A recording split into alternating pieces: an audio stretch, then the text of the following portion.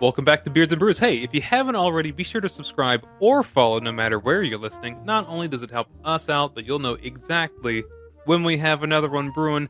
Gentlemen, have you ever had the feeling of just going outside and spotting a train or two? This is train spotting. What'd you think?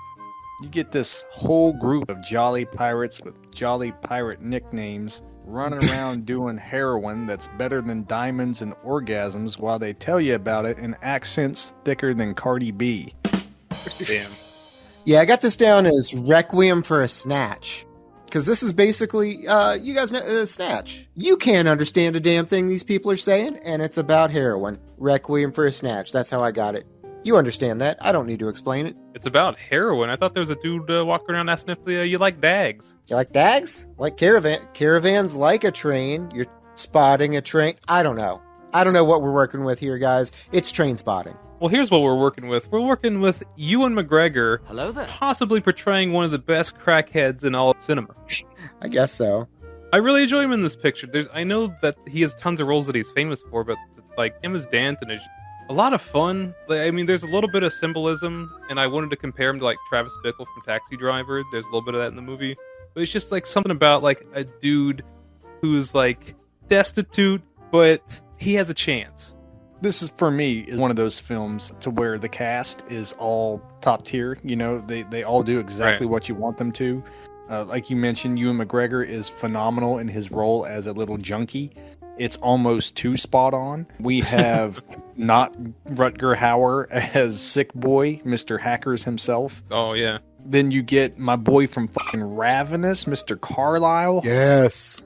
Robert Carlyle, yeah. Dude, yeah. He is such a good time as basically like a barbarian who just cannot stop raging. We have Spud, who I only know this guy from Black Hawk Down, where he is like a 249 gunner. Right. Yeah, right there with old Thomas Hardy. Like, I kept recognizing that guy, but I didn't know from what. Like, that guy's got such a face, but I have no idea who he is. He's got a crazy face, but man, you see what winds up on his hands. Yes. And then we rounded out with Tommy. And Tommy, I recognized about halfway through the movie. I kept doing that thing where you're like, what's he from? And I'm like, oh shit, he's from Dag Soldiers. Yeah, dogs. Dogs. Right, dogs. Yeah, I didn't recognize Tommy at all, but he was just like, he's kind of like the pretty boy of the group, and I guess he doesn't do drugs, and what's his name? Robert Carlyle, whatever his character's name is, he doesn't do drugs either. He just likes to stab people. Everybody else does a lot of drugs here. It's just like a tight-knit group of heroin boys. All right, well, here's a question. If we were just like a bunch of English fellas ourselves, Well, hold on. These boys are not English, and I feel like they would have some pushback on that. These are Scottish boys. If they were English, and they've been colonized for 400 years by now, if they were English, they'd know how to fucking speak the language. Good lord. All right. I take it back. What if we were a bunch of blokes? Sure. Who would be the stabby one? I'm gonna go with Chan Man. Oh, you think I'm a stabby? Yeah, I could see you being at the bar and just having had enough, and that's it. Chan Man's popping off. That's it. It's Knives Chan all over again. Oh. If put in the situation, I feel like I'd probably be the guy just like spaced out on the floor doing nothing. I feel like that's more my vibe, right? You mean the dead guy? Yeah. Man, I'm not hanging out with a fucking corpse, all right? That's just not on the table. No, I feel like I'd be the Ewan McGregor character, just like, all right, having a good time. This is better than an orgasm. Not having too many of those, so I'm having heroin instead. Fair enough. Eric, I feel like you'd be Tommy, just a guy with a big video collection, you know, a girlfriend, and, you know, you like soccer. You like footy. I'll take it. I'll just be like the little pretty boy guy making sex tapes with my missus. And you know what? Dying of AIDS. Oh, yeah. Spoiler alert. Appreciate it. Spoiler alert.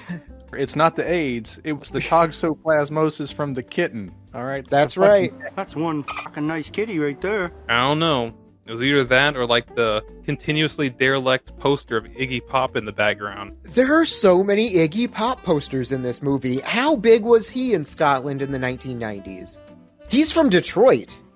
Well, I mean, he might be from Detroit, but his shirtlessness is international. It's a fact. They reference that there are two types of people they like and, idolize, and that are hard cunts lacking moral fiber, and I can only assume that Iggy Pop fits the T. Oh, yeah. But not the T-shirt. Right. Truth.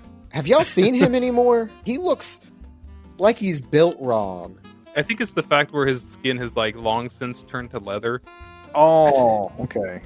Well, I think it's getting down into his organs, too. I think he's got, a liver and some kidneys that are turned into leather. They're, twisted around and everything. He's, melded.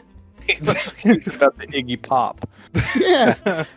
Well, now that we know everybody in the gang, they like to hang out and just do heroin all day. They just pass out on the floor. I don't know, experiencing multiple orgasms, what have you. I myself haven't tried any. What about you guys? Never tried an orgasm myself, but I've heard good things. Too have heard great things about orgasms. Ewan McGregor, who is our lead character by a mile here, he wants to get out of this game. He sees the effects that this is happening on his buddies, and he's like, that's it. That was my final slam. Never again. I'm prepared. I've got tomato soup, mushroom soup. I've got all the pornography that I need, some Valium. We're doing it. Getting off this heroin. We got to get all the essentials. And before I realized it was for him to get off the heroin, I just thought he was just going to have a huge snack night once he got high. Yeah, dude. It was just going to be a fun Sunday. What are you doing? I'm going to grab the snacks. I'm going to get some lube. I'm going to sit down. I'm going to watch a couple movies. It's going to be a good time. Got a videotape of my buddy plowing his girlfriend? Yeah. Oh, man, his reaction when he was watching it with Spud was hilarious. Because it was just hell yeah, we got this video. It's going to be, either raunchy or funny. And they're just sitting there staring at it man, I wish that was me. Yeah, they're both just that, laying there. Oh, is this where the circle jerk for little people come in? Oh, no. Well, that's a little insight. That's totally a shit thing to do to your buddy. Even though that he wants to get out of this whole life or whatever, he still has that nugget of just, piece of shit in him. Oh, yeah. Literally. Yeah. Okay. We keep talking about the shits and the shits. I got to talk about this bathroom that he has to go to. Yeah. That's straight out of Silent Hill. Yeah. And I've seen this movie once before, and I don't remember this at all. But just him, having to go in there, shit, puke, etc. And then he starts to just slowly descend into the toilet. And I was like, wait, what? And it's these little nuggets throughout the film that interest me. Okay. I could put this on the same, if I had a shelf at home, this would be in that same row of shelves as Lock, Stock, Snatch, The Gentleman, Seven Psychopaths, anything that's really clever with fun, dark tones and just really good writing, but at the same time, you don't really pull it out and watch it a lot. It's right there with that. And they all have the same thing, which is these little nuggets. Again, poop reference. These little moments. It was completely unexpected, and it's dumb as f***. Don't get me wrong. He descends into a toilet. But yeah, it's just so unexpected and genuinely a cool fucking shot and thought-provoking. I know it's odd to think that, but there's so much of that kind of shit through this movie filled with just stuff that I'm too familiar with. In my line of work, etc. Eric, you've seen it when they used to OD in the bathrooms and shit. It's a tough one, yeah. Yeah. So you mentioned that you'd seen this movie once before. I've also seen this movie once before, back when I was in probably my first year of college. And this toilet part is actually the only part that I remembered. Yeah. He goes out, gets his fix from his dealer, who only has a couple of heroin suppositories. Is that a thing? Heroin junkies, get us down in the comments. Is that a thing? I don't know which one would be more funny. If it were true, or if the guy were really goofing on him. So he puts these things way up his butt, Morty. He puts them way up his butt. And he goes in, and this is the most dive bar bathroom that you've ever seen. Plus a step. This is disgusting. Disgusting! I thought it was kind of innocuous. I feel like everybody's been in that position where they have to take a dump somewhere and they don't want to, and they just have to walk into this fucking disaster and sort it out themselves. Even though the idea in the movies to have a really creative scene to show this guy going the literal depths for his fix or whatever, it's over the top, ridiculous, and it sticks in your head. But you know what? He didn't wipe. What's he gonna do? Take off his shirt? Yes. I thought it was a little extra clever bit on top of the whole scene of him diving into the toilet that like he was still just like sopping wet from head to toe going home. Like in reality, that makes no sense because he really didn't do that. Absolutely. I noticed that too. Yeah, he just walks home like he just took a swim at the aquarium. So he does use this nasty, disgusting toilet and drops the suppositories, and he full on dives in like he's diving into an ocean, and he's dodging these like sea mines just to find his last little fix of these heroin suppositories down there. And you're right, when he crawls back up and moves on to the next task at hand, he's still fucking soaked. He is dripping from this toilet adventure. There's a bit that he does reference with his friend Sick Boy, Mr. Hacker himself. I thought that was really cool. He's like, and Sick Boy's going to get clean at the same time I do, just to show that he can do it and piss me off. Yeah. Because like for him, this is going to be an incredible journey. It's the struggle of his life to try to get clean. And Sick Boy's just like, yeah, whatever. I don't need it. And can just walk away at any time. And as we all see, he does have an incredible journey ahead. Oh, thank you. And what I've got here today is my own journey ahead. This is, Journey Ahead. That's the name of the beer. It's from Pizza Port Brewing Company out of Carlsbad, California. And this is a 7.0 alcohol by volume India Pale Ale. What else is it going to be? This isn't hazy at all. This is crystal clear, golden. You can see right through it. Smells like hops. Fresh and fruity, but not like your tropical fruits. This is like citrus fruits, like a classic IPA. Grapefruit, orange peel, and that's what you get in the flavor too. This is a classic IPA, just a little bit of that citrus, that orange peel, that kind of stuff. This is classic. This is solid, guys. 7.0. Yeah, I'll take it. Speaking of classic, you know what else is classic? Hanging out with your friends and shooting people with BB guns at the park. Holy fuck. They're having like a podcast with these goddamn accents, bro. Like, this is not the only time in this film where they should have, and sometimes do, add subtitles. Like, the accents are so thick, they add subtitles so the viewer at home can understand what the fuck is happening.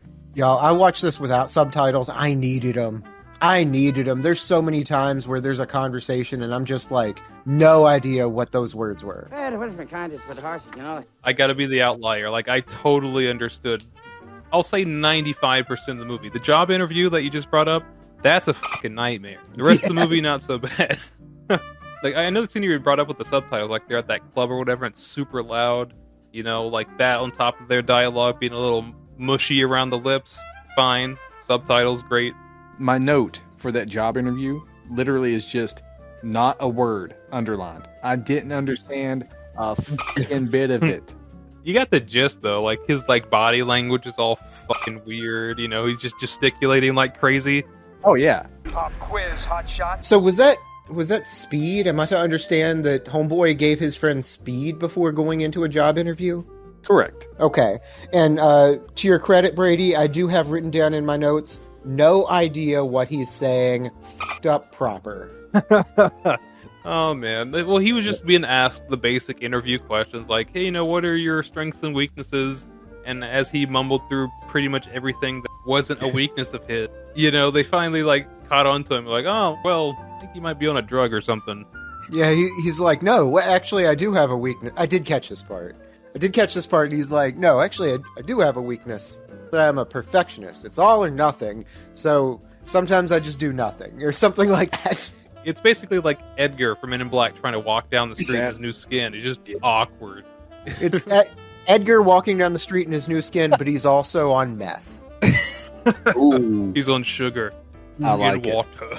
In water. For me, the next scene that really stands out is the party scene, and not so much for the partying or, the teen girl or anything like that. There's only like a little 4-second snippet that I took away from this entire probably 8 to 10 minute scene, and it's Ewan standing in front of this gun guy mural, and the dude's behind him with like the big guns, and it's like black light paint. It's fucking sweet. That's Travis Bickle. Yes, it's a fucking hell of a shot. I loved it. That's why I drew the comparisons to Taxi Driver earlier, because the characters are very similar. It's just how they approach the situation they're in. Well, that's a cool take on it, because you would have Travis who's trying to clean up the streets, as to where Ewan's character is like, I am the streets. That's kind of what I got out of it. And even in the inverse of the social situation, like in Taxi Driver, Travis Bickle is very forward and asks that lady out that works for the political whatever. And in this one, like, Ewan is fucking just weird around women, and like it took him to just like kind of like scope out one in particular that his brain latched onto to literally chase after her as she leaves the place instead of just talking to her at the club. And she like lays it down on him too, and is like, "What? You don't do this all the time. I was special, but if you just give me a chance, what's your move here, you asshole?" That kind of thing. Is like, all right, well, it worked. Get in. Come on. Right. Dude, it was basically an episode of Fake Taxi with a psychiatrist. That's all it was. And it's also a monkey paw moment too for him, because like he wakes up and realizes, oops, high school student. Yeah. The parents seem like weirdly cool with it too. Like this grown man sleeping on the couch is like, "Oh, are you one of Joni's friends or whatever her name is?" Yeah. More like a friend of a friend, I guess. "Oh, you were flatmates?" That's cute. I think you're onto something, because we find out later on Spud also has a girl, and in a similar situation. We'll get to that. Yeah, like she had school uniform on too. So like, is this kind of like a not to knock on the Scots or nothing, but wiggly hand gesture, right? 1996. It was a different time, a different place. 96. What do you expect? Right. I mean, 1996. Jerry Seinfeld, who was an American, was still doing some pretty sketchy things. So I think we can give the shitty heroin users of Scotland a pass. Is the deal with these teenage girls? What? I don't want to do it. No. But he does like have a little moment. He's like, "We can't see each other again. I'm gonna leave." And she's like, "If you don't call me, I'm going to tell the cops what happened." He's like, "All right, well, I guess I'm hitting it raw." Yeah. Fine. I'm gonna go do heroin about it though. Yeah, and it just ends up being like an actual relationship. It's just like, all right, you're going to tell the cops, I guess you're my girlfriend now. This is the bit I'm sure we've all been waiting to discuss with our good friend Spud. He's sitting down to have breakfast, which looks like an amazing spread of eggs, toast, and baked beans. And apparently he has had his fair share of baked beans the night before, because he brings in an entire sheet full of what I can only imagine was partially digested chocolate cake. Anyway, he done pooped himself. Yeah, it's an extension of earlier in the movie how Ewan McGregor was constipated. Well, like his constipation decided to blow out just whenever in the middle of the girl's bed. He wakes up and the mom's just like, "Oh, I guess you're cool being here. Let me just go grab the sheets real fast." And he's like, "What a tick." Or whatever. He's not British. I don't know what I'm trying to do. You know what it reminded me of? You guys remember the parachute that you would throw up in the air and then pull back down in elementary school? It's exactly... Yes, absolutely. Exactly. It's like the same little umbrella thing from the gymnasium, but somebody was just like hucking big handfuls of chocolate snack packs at each other. In that scene, I just wanted like a little bit more, I don't know, I wanted like Chariots of Fire to be played as it spewed on everyone's faces at the breakfast table. Oh, it's just the scene from Caligula where like it shows him go in there and he's like, "Do you trust me?" And she's like, "Sure." And he opens the sheet and shit goes everywhere. Then he's out in the hall and someone's trying to go in. He's like, "Don't go in there. Please. Don't go in there." I think we need to put Caligula on the list at some point. We've referenced it enough. Oh, man, I really don't want to fucking watch that shit. No, we gotta have a whole month. We gotta have a whole month Caligula. We gotta get Salo or the 120 Days of Sodom. We gotta get Serbian film. Yeah, absolutely. Yeah, tell us down in the comments which one of these you want first. Well, we'll just end the whole thing. We'll nip it in the bud with bow and tomahawk for reason. Oh, all the way in half, even. Yeah. But not your heroin buds. Those are the guys you got to keep around. They're totally your friends and whatnot. They are so friendly. You might call them a fellowship, because by God, they go on the talk to Mount Doom to cast in the one ring of heroin. That's what you were talking about. I was like, he said Mount Doom. What the hell is he talking about? They do have a stroll through the Scottish Highlands, don't they? Yeah, it's gorgeous. But like, I just cannot get on board. I know why. It's the character explanation is there. It's just like, maybe it's just a choice that I don't agree with. Like, they're all off the sauce. They're doing pretty good, but they decided to just go fuck off to the middle of nowhere just so they can have a little chat and decide to, let's just start that heroin thing again, you know? Yeah, things aren't going great. You know what would make things better? Little H. We should start doing that again, huh? It's almost like the first hour of the movie could be folded into like, heroin's ruining my life. I should really do some heroin. About it, yeah. I enjoy how it's like heroin, sponsored by crime. And then they start listing off everything that they steal and sell to get heroin. Like it's the ingredients off the back of a pack of fucking Cool Ranch Doritos. For real, yeah. This is very much like old boy from Requiem for a Dream, just stealing like his mom's TV to go pawn or whatever. But he's breaking into they're breaking into old folks' homes and stealing their television, but it's done in like an almost like comedic way. There goes my boy. Stealing televisions to buy heroin again. This is where like a guy Richie Montage comes in and they're just like, hey old folks, you guys aren't watching your TV, you're all hopped up on drugs. Well, we're going to take the TV and the drugs. Oh, you've got... I don't even know what kind of drugs old people would be doing in 1996. What's that one thing big in the 80s? Cocaine. They don't make it anymore. Diazepam? I just remembered that one from Metal Gear. Yeah, dude. That's the only reason I know that. I gotta keep my sniper steady. I gotta shoot people with BBs at the park. Oh, you got Quaaludes? Definitely taking those. They were all being shitheads and stuff like that, but they get caught shoplifting, they go to court about it, and there's like this whole spiel about addiction is an explanation, not an excuse, and I totally missed why Spud had to go to jail, and Ewan totally whiffed it. Ewan is in a rehab program, so he's trying to get clean. Air quotes. Oh, that's right. His parents did. Yeah. Yes. I just figure Spud had like some priors. Yeah, probably. Yeah. His name is Spud. You don't get a name like Spud unless you get mashed in sometime. I don't know. Got nothing. Oh, God. So at this point, Spud is locked up for 6 months, and Ewan's just like, all right, he's feeling a little guilty. Maybe I wish I would have gotten locked up instead of Spud. Maybe I would have gotten forced off of it if I was locked up, but, I'm doing this methadone clinic program thing 3 times a day, and that's not nearly enough, so I gotta go get some more. And you get more by Spider-Man posing in the floor and visiting Chef Smack, because that dude's just like... Chef Smack. Serving him up with an apron. I did like his scene, though. Once he gets high, it was like a reverse of the Dracula brides coming out of the bed. He sank into the floor.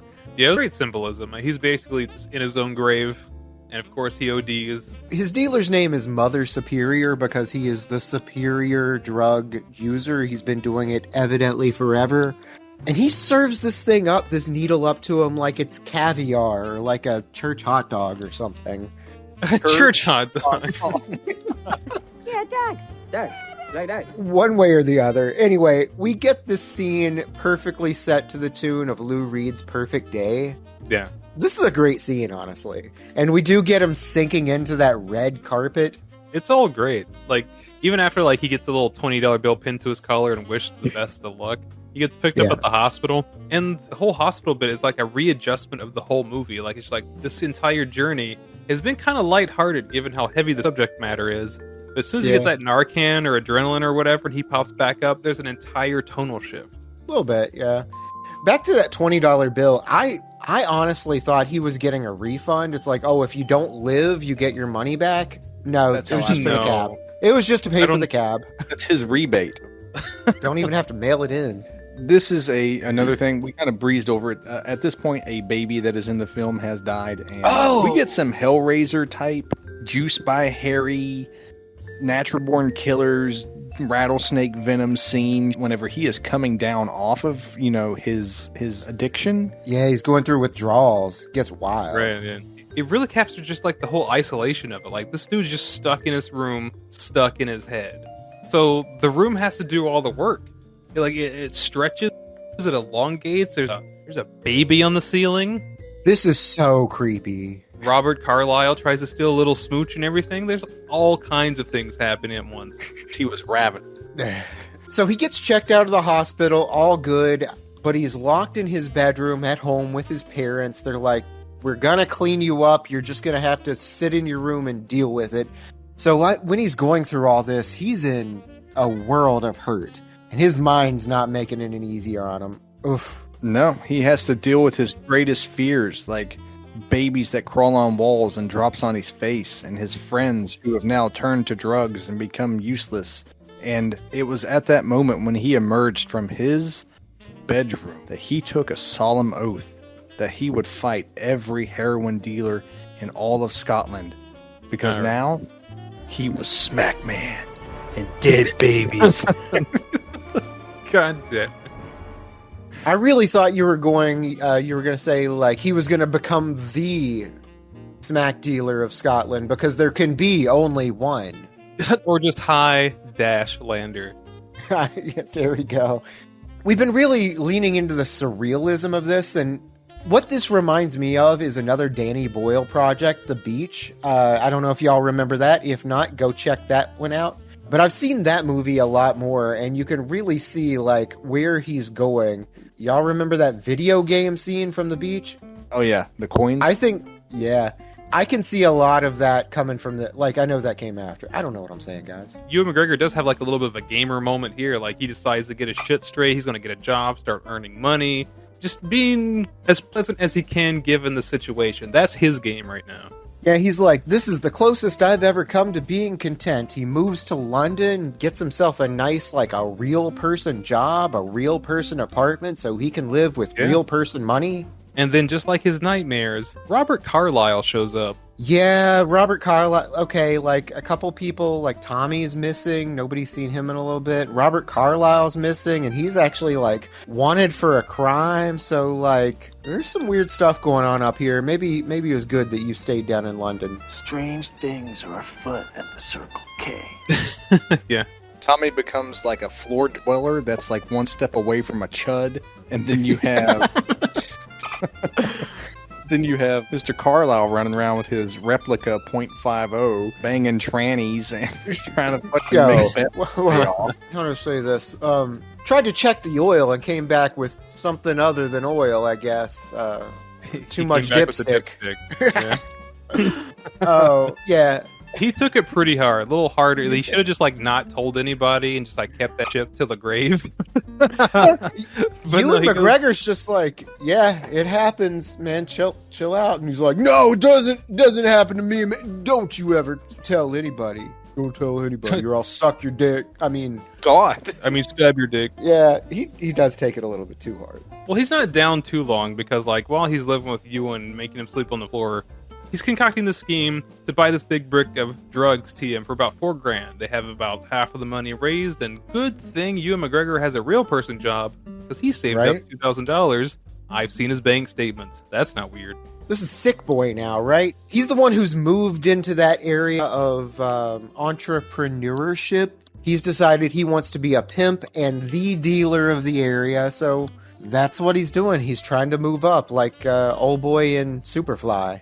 What gets me is everyone has to get money, but only really Ewan McGregor and maybe Sick Boy are putting in. So for $4,000, they intend to make more, which turns out to be $16,000. Now, when you split that four ways, that's $4,000 each. So I feel like that's kind of fun because we get Sick Boy, who roughly $2,000. He'll be making $2,000. You get our good friend Mr. Ewan McGregor, who put in $2,000. He will be making $2,000. But then there is Carlyle and Spud, who will 100% just be making pure profit for, $4,000 each. Seems a little busted to me. I think that was an issue that was present, but like obviously wasn't stated, because between the fellas, like they're just all really excited to do this like one thing just for buku bucks or what have you. I think the moment the money changed, like the amount they got for the drugs, was the point that everybody immediately thought like, oh, this was a lot of effort for very little. So then everybody thought about stealing the bag. For what it's worth, I just did the math, just a little click calculation on my click, and that is about $4,800 today. Nope, I'm sorry, 4,800 pounds today, which would be, I don't know, still not that much money, I don't think. Maybe heroin was cheaper back then, Stock market's taken a hit lately, so. I bet you're right. Inflation, what are you gonna do? Take the money and run. That's what you're gonna do. Yeah. Yeah, and Ewan McGregor's character, and he tells you he's kind of a piece of shit. So that's just what he does. He fucks over all of his buddies and is like, I'm getting out of here while y'all are still like heroin stoned. To be honest, like at this point, like we got through the whole bar scene and Robert Carlyle fucks like everybody up for genuinely no reason. And we just kind of see like everything fraying at this point. There's no unit. They're not friends anymore. They're barely associates. After all that, like there's like a little bit of eye contact between Spud, who is probably still coming down from whatever he took. And I kind of just like felt like, man, maybe he should have taken Spud with him. Just like, giving Spud a little bit of a treat. You know, he's been shat on literally this whole movie. Yeah, I think there was a little bit of that there, like a hesitation in his eyes. He saw Robert Carlyle on the bed, doesn't give a shit about him. He's awful. He's going to end up in prison. He saw what's happened to his buddy Sick Boy over there just turning into another piece of shit dealer. Tommy's dead now. He's got Spud. Spud's still his buddy, but like he knows deep in his heart of hearts, yeah, I'm a piece of shit. I'm going to take this money. I am going to leave Spud $2,000 in this locker. So like, you know. Is that what that was for? Because, like, that's where he had hidden his passport earlier. So I thought that was his locker. Yeah, it was his locker that he left his passport in for safekeeping. But, like, I just assumed, like, Spud knew about it, too. I don't know. Or he reached out to him and said, hey, go to safety deposit box, X number, got something for you. Yeah, exactly. Oh, right. But then it's just Robert Carlyle jumps out. Just like they did out of that closet. No, that's what I was going to say. That was my thing. I just realized that Robert Carlyle was also in The Beach playing an absolute wild man, too. Y'all remember Daffy? He just ends up out there in the boonies, and he winds up ODing. Well, what do you know? MO kind of makes sense. So what happens is, this is headcanon, he ends up getting into some trouble, but he winds up with a chunk of money, so he takes that chunk of money and just fucks off to Thailand, and that's where he's living, just in a bungalow, until somebody else shows up. Bungalow. I like it. It's a funny word. I think this movie could have wrapped up for me just in a more, because it's got this dark comedy undertone sprinkled throughout. It really does. Yeah. And I think it could have had that same dark comedy undertone as a finish. You sent me that Naked Gun or Loaded Weapon or whatever reference, which I thought was perfect. And he rides off into the sunset talking about how he's going to be like us. He's going to get the home. He's going to get the wife. He's going to get the kids. He's going to do everything right. And he's smiling, and, you know, the sun is shining as bright as it can for Scotland. And, you know, he's ready for that next step in life. And I wish it would have just fucking hard slam cut to them zipping him up in a body bag. Oh. You know, just like, yeah. Because the first thing he did was went and got some more smack and fucking OD'd again. You know what? As much as I wouldn't like that, I think that would be a talking point about this movie for like the last 35 years or whatever. Mm-hmm. Like, oh man, this great like English picture, he just faded to black and told me he died when he got hit by a bus. You know? Just like a complete, just like, fuck you. Damn. But I see where you're coming from, Brady. Like, it's just like this guy goes through this like hard life, he makes terrible decisions, and he kind of gets off scot-free. Like, he's still dirty. Scot-free? Everybody has to pay the piper, you know, checks and balances and all that stuff. But I would argue that this is much like Requiem for a Dream, but instead of like following the characters all the way to the gutter, we're following the one that got away. There's a sequel. I've never seen it, but like, I'll just say he made it. I was looking at the sequel. Evidently, it gets pretty good reviews. Maybe I'll check it out at some point. What's the plot? I'm curious. Let me see. Do get 2 reviews in one. After 20 years abroad, he returns to reunite with his old friends who he just fucked over. Oh, I thought it was going to be a little bit more clever than that. Like, he just comes back. Don't hate me or nothing. Yeah. For me, it's one of those foreign films that feels like part of a TV series or a compilation dealio, you know, like that Guillermo del Toro's Cabinet of Curiosities. You know, this would fit right in to that kind of thing if you just, you know, those movies I mentioned earlier, if you added all those in as just part of a big old compilation. It's fine on its own right. I've seen it once at like 17, and again now. For me personally, there's no need for a revisit. I prefer the cheerier ones. I like Lock, Stock, that kind of thing. They're a bit more upbeat and fun to revisit. I'm kind of right there with you. Like, I enjoy this film a lot. It's not something that I would watch all the time. This is definitely a movie that specifically hits for like a whole generation of fellas who watched us at a very formative moment in their life, either at the end of high school or right there at the college age. And not that it's nostalgic or anything, but it's like that perfect little 90-minute movie, no fat, all protein. It's just wonderfully made, wonderfully acted, wonderfully directed. It has a very good message. It doesn't hit you over the face with it. It's just a really great, closely knit, good time of a movie. Yeah, as good of a time as a movie about heroin can be, I guess. But I think Eric hit the nail on the head. This movie is very much a movie for those just getting into film, getting into like maybe just getting into college and maybe taking that next step. This is very reminiscent of a lot of films that I think it inspired and came after it. We mentioned The Beach, Fear and Loathing in Las Vegas, Snatch, Requiem for a Dream. I get a little bit of Boondock Saints in here just because of like the vibe. If you like any of those movies, you'll probably like TRAINSPOTTIng. Give it a shot. It's a pretty good movie. Well, there you have it. That was TRAINSPOTTIng. If you have any strong feelings about the movie or the show, leave it in that comment section below. Make sure you hit the like and subscribe buttons. Be sure to slam that bell icon right into your veins so you don't ever miss what we've got brewing up next for you. Get out there and follow us on social media. We got all of it. We're even on YouTube and anywhere podcasts are available. Give us a listen. Sometimes we're funny. Sometimes we're better than diamonds and orgasms. And then other times, maybe, we'll give you toxoplasmosis and you'll die from a kitten. You never know. The kitten did nothing wrong. He was just pooping. Oh, the little kitty just had to go poop.